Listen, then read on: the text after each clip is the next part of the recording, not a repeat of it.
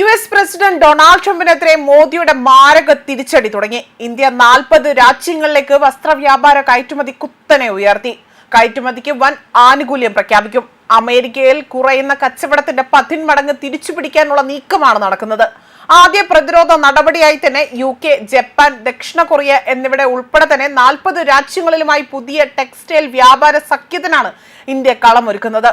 UK, Japan, ദക്ഷിണ Korea എന്നിവിടങ്ങളിൽ ഉൾപ്പെടെ തന്നെ 40 പ്രധാന വിപണനങ്ങളിൽ തുണി കയറ്റുമതി വർദ്ധിപ്പിക്കുന്നതിനായി തന്നെ സമർപ്പിത ആശയവിനിമയ പരിപാടികൾ ഇന്ത്യ പ്രഖ്യാപിച്ചതായി ഇന്ത്യയെ ഉദ്ധരിച്ചുകൊണ്ട് ഒരു ഉദ്യോഗസ്ഥനാണ് ഇത് വ്യക്തമാക്കിയിരിക്കുന്നത്. ലക്ഷ്യപ്പെടുന്ന മുന്നേറ്റം Germany, France, Italy, Spain, Netherlands, Poland, Canada, Moscow, Russia, Belgium, തുർക്കി, അതുപോലെ UAE, ഓസ്ട്രേലിയ എന്നിവയും ഉൾക്കൊള്ളുന്നതായും റിപ്പോർട്ടുകൾ വ്യക്തമാക്കുന്നു.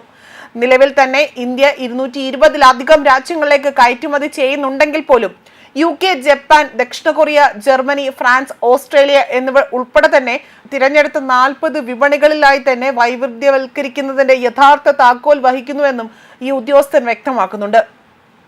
ഈ രാജ്യങ്ങളിൽ ഒരുമിച്ച് പ്രതിവർഷം $590 ബില്യൺ തന്നെ മൂല്യമുള്ള തുണിത്തരങ്ങളും വസ്ത്രങ്ങളും ഇറക്കുമതി ചെയ്യുന്നു. ഇത് ഇന്ത്യക്ക് വിപണി വിഹിതം വർദ്ധിപ്പിക്കുന്നതിന് വലിയ അവസരമാണ് ഒരുക്കുന്നതെന്നും അല്ലെങ്കിൽ നൽകുന്നതെന്നും വ്യക്തമാകുന്നു. നിലവിൽ ഇത് ഏകദേശം 5 മുതൽ 6% മാത്രമാണ് എന്നും ഉദ്യോഗസ്ഥർ വ്യക്തമാക്കിയിട്ടുണ്ട്. ഇത് തിരിച്ചറിഞ്ഞുകൊണ്ട് തന്നെ പരമ്പരാഗത വിപണികളിലും വളർന്നു വരുന്ന വിപണികളിലും ശ്രദ്ധ കേന്ദ്രീകരിച്ചുകൊണ്ട് തന്നെ ഈ 40 രാജ്യങ്ങളിലും സമർപ്പിത ഔട്ട്റീച്ച് പരിപാടികൾ സർക്കാർ ആസൂത്രണം ചെയ്യുന്നതായും ഈ ഉദ്യോഗസ്ഥൻ വ്യക്തമാക്കിയിട്ടുണ്ട്. ടാരിഫ് യുദ്ധം 2 സമ്പദ് വ്യവസ്ഥകളെയും ദോഷമായി തന്നെ അല്ലെങ്കിൽ ദോഷകരമായി ബാധിക്കുമെന്നും വിദഗ്ധർ മുന്നറിയിപ്പ് നൽകുന്നുണ്ട്.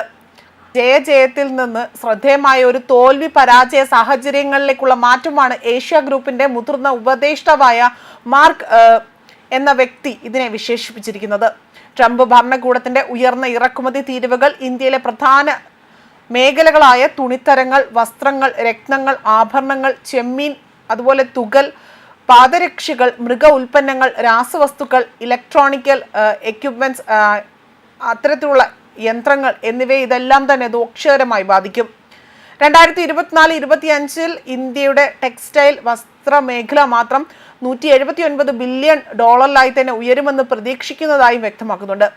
ആഭ്യന്തര വിപണിയാകട്ടെ $142 ബില്യൺ, കയറ്റുമതി $37 ബില്യൺ ഉള്ളത്.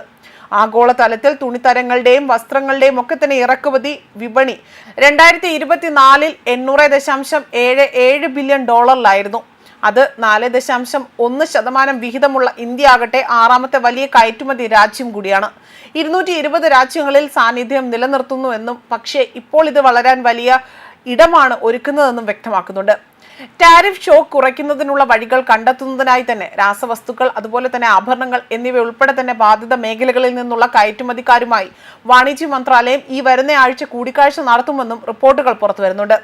വിപണി വൈവിധ്യവൽക്കരിക്കുന്നതിനുള്ള ദീർഘകാല തന്ത്രമായി തന്നെ വർദ്ധിക്കുന്ന നിർദ്ദിഷ്ട കയറ്റുമതി പ്രൊമോഷണൽ മിഷന്റെ ഭാഗമായി തന്നെ പ്രവർത്തനങ്ങൾ പുരോഗമിക്കുകയാണ് എന്നതാണ് ഇപ്പോൾ ഇതുമായി ഉദ്ധരിച്ചുകൊണ്ട് ചില ഉദ്യോഗസ്ഥർ വ്യക്തമാക്കുന്നത്.